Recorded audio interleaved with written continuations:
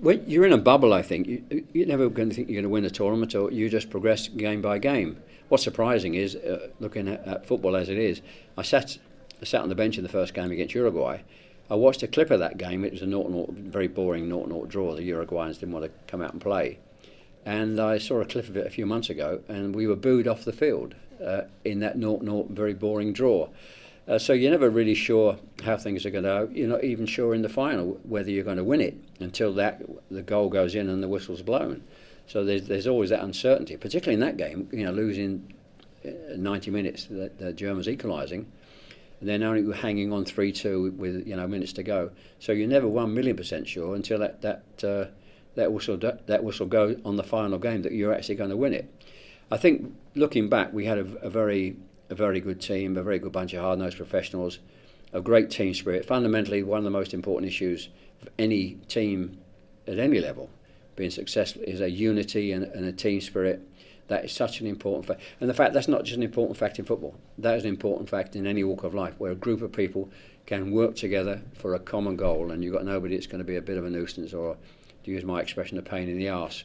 And that is the same in any walk of life, and it's no different in our sport. Sports. You are defined by one afternoon, if you like, the first and only so far to score a hat-trick in a World Cup final. Will it ever be done again? Yes, I think it's possible. It's obviously proven very difficult. I think somebody did an article the other day saying there were, 56 hat-tricks scored in World Cups, but none in the final. It is hard, it's proven hard, of course, but not so many goals are being scored now necessarily in World Cup finals. So it's a record I think I'm proud of. I think I'm going to probably keep for a long time.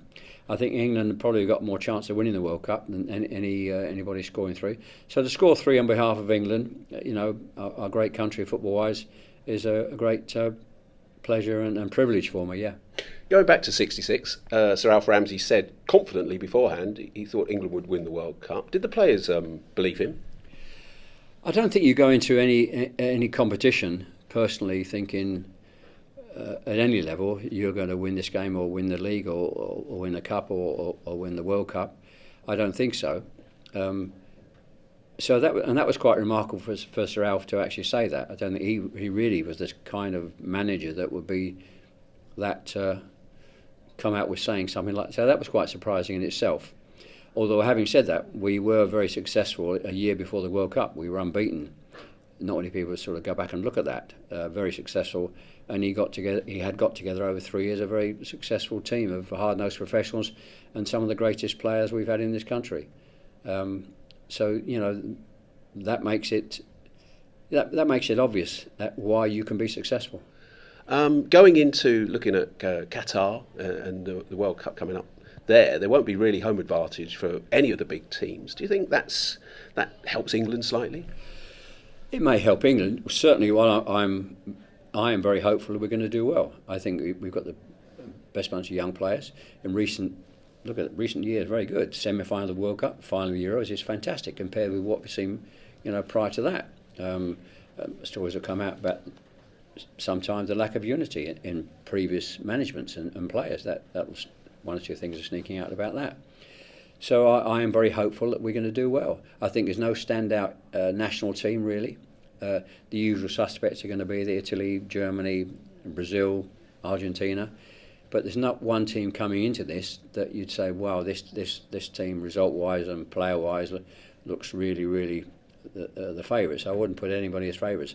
So on that basis, I would say that we've got a good chance of doing very well. And I'm personally very hopeful that, and I'm being very honest about it, if I felt things were not good in this particular interview, things hadn't gone well, I didn't see the unity, I would say so. I'm very hopeful that we're going to do well. And often when England go into a tournament at the end of a long, hard season, they look tired and jaded. This is the middle of the season when players should be hitting peak form, peak fitness. Do you think that might help England as well? I've been saying this for some time. I firmly believe, and you've covered it with the question, that at the end of a long season, most of the players are playing for the top clubs who have been involved in all the competitions throughout a very long season, and there has always been a case that at the end of a season, it's going to be a bit harder for players to maintain that level. So playing mid-season, probably you could argue our team are going to be at their peak. They've done the pre-season training, they had half a season to play, and they should be flying. So I am extremely hopeful. England's hopes rest largely on Harry Kane being fit and firing. So, do we need to wrap him in cotton wool or just cross our fingers? I think what we've got to be careful of is too much reliance on Harry Kane in their team, and that's not just our team; it's any team relying on one player to score the goals.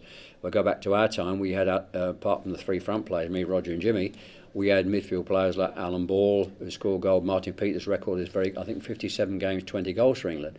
Bobby Charlton, astonishing. 100 odd games, 49 goals, 1 in 2. So we look at those four midfield players. I mean, absolutely fantastic. So I think we do need to see some goals coming from other areas. Mason Mount, Declan Rice, Jude Bellingham, I think scores goals at club level. And I think we've got to start looking at get them nicking goals from other than just Harry. And just one final question from me. How did it change your life, that moment, not just being part of that team, because obviously England being world champions changed it for everyone, but you, the hat-trick hero, how did that change your life?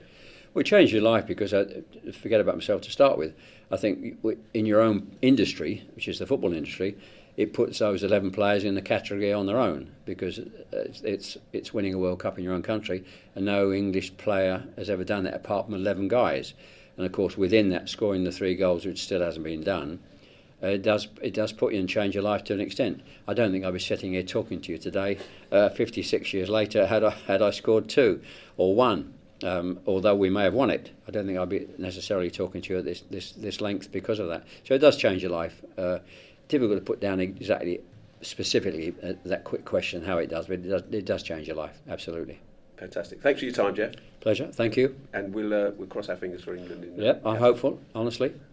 Yeah.